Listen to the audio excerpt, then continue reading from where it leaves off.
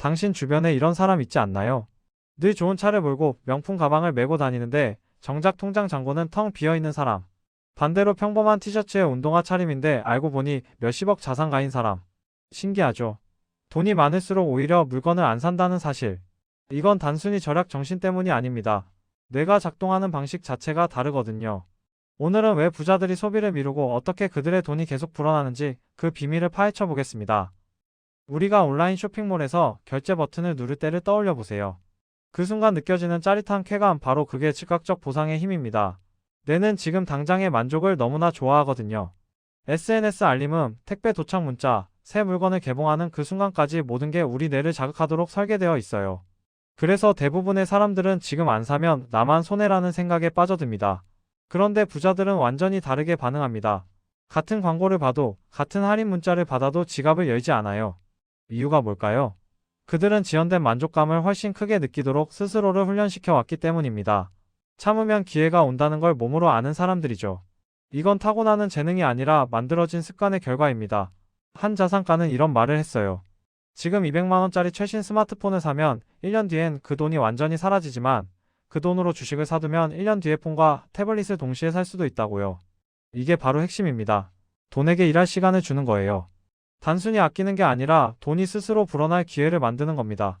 여기서부터 부자와 가난한 사람의 격차가 벌어지기 시작해요.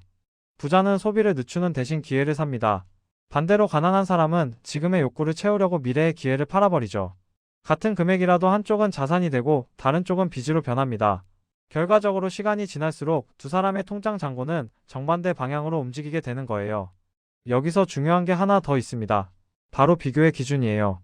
일반 사람들은 이 정도는 내 월급으로 살 수 있어 라고 생각하지만 부자들은 이걸 사면 뭘 잃게 되지? 를 먼저 계산합니다. 120만원짜리 명품 지갑이 누군가에겐 그냥 패션 아이템이지만 부자에겐 해외여행 한 번, 주식 매수 기회 한 건, 온라인 강의 10개 정도의 가치로 환산되거든요. 저울 눈금 자체가 다른 겁니다. 이런 사고방식을 경제학에서는 트레이드 오프라고 부릅니다. 무언가를 얻으면 반드시 다른 걸 잃는다는 걸 항상 인식하는 거죠. 부자들은 물건 하나를 살 때마다 머릿속에서 보이지 않는 저울을 꺼내요. 이걸 사면 내 시간이, 내 집중력이, 내 미래 선택권이 얼마나 줄어들지를 따져보는 겁니다. 이건 냉정함이 아니라 현실을 정확히 보는 능력입니다. 부자들이 실천하는 또 다른 원칙이 있어요. 바로 즉시 결제 금지 규칙입니다. 아무리 갖고 싶어도 그날 바로 사지 않아요. 대신 메모장에 적어두고 일주일 뒤에 다시 봅니다. 놀랍게도 일주일만 지나면 그 물건이 정말 필요하다고 느껴지는 건 10개 중 한두 개밖에 안 돼요. 나머지는 그냥 순간의 충동이었던 거죠. 이 습관 하나만으로도 소비의 70%에서 80% 정도가 자연스럽게 걸러집니다. 사람들은 흔히 절제를 고통으로 여기는데 부자들에게 절제는 선택의 자유예요. 돈을 안 쓰는 게 아니라 정말 쓰고 싶은 곳에 쓸 수 있도록 여유를 만드는 과정인 거죠. 지금 지갑을 닫는 건 미래의 기회를 여는 행위라는 걸 그들은 명확히 알고 있습니다. 그래서 절제가 그들에게는 자유를 주는 도구가 되는 겁니다. 그 다음으로 중요한 건 욕구와 필요를 구분하는 능력입니다. 대부분은 다들 사니까 나도 사야지라고 생각하지만 부자들은 이게 없어도 내 삶이 괜찮을까? 라고 먼저 물어봅니다. 이 질문 하나가 소비 패턴을 완전히 바꿔버려요.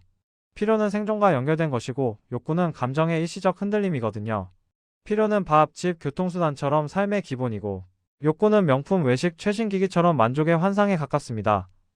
문제는 대부분의 사람들이 이 둘을 섞어버린다는 거예요. 없으면 불안하니까 필요한 거야 라고 착각하죠. 하지만 부자들은 감정을 분리해냅니다. 필요는 채우되 욕구는 관찰만 합니다.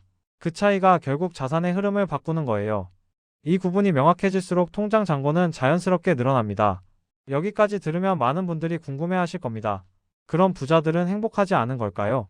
맨날 참기만 하면 인생이 무슨 재미가 있냐고요. 그런데 아이러니하게도 그들은 오히려 더 큰 만족을 느낍니다.